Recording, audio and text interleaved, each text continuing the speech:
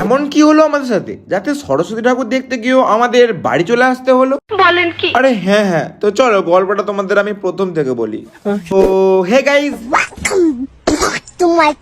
আজকের দিন ছিল 3 ফেব্রুয়ারি, মানে সরস্বতী পূজা। তাই আমরা সব থেকে প্রথমে আমাদের পুষ্পাঞ্জলি কমপ্লিট করে বেরিয়ে পড়লাম সরস্বতী দেখার জন্য। মানে আর কি, জ্যান্ত সরস্বতী।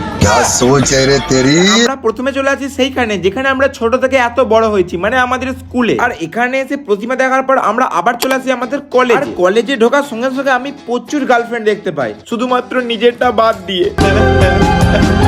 তারপর কলেজে ঠাকুরটা দেখা কমপ্লিট করে বন্ধুকে বলি, দেখ বন্ধু, এখানে কিন্তু সবাই জোড়ায় জোড়ায় ঘুরছে। বন্ধুও বলছে হ্যাঁ জোড়ায় জোড়ায়। তাই আমরা ভাবলাম এখান থেকে চলে যাওয়াই ভালো, এখানে থাকলে বেশি কষ্ট হবে। তাই সেখান থেকে আমরা সোয়া চলে আসি একদম গার্লস স্কুল, মানে নিজেদের জন্য জ্যান্ত সরস্বতী খুঁজতে। কিন্তু সেখানেও জোড়ায় জোড়ায় দেখায়, বাস কয়েকটা ছবি তুলি আমরা রওনা দিই বাড়ির দিকে, কারণ আমাদের থেকে বাজে দেখতে ছেলেগুলো গার্লফ্রেন্ড নিয়ে ঘুরছে, আর এটা আমাদের কাছে কষ্টের ব্যাপার।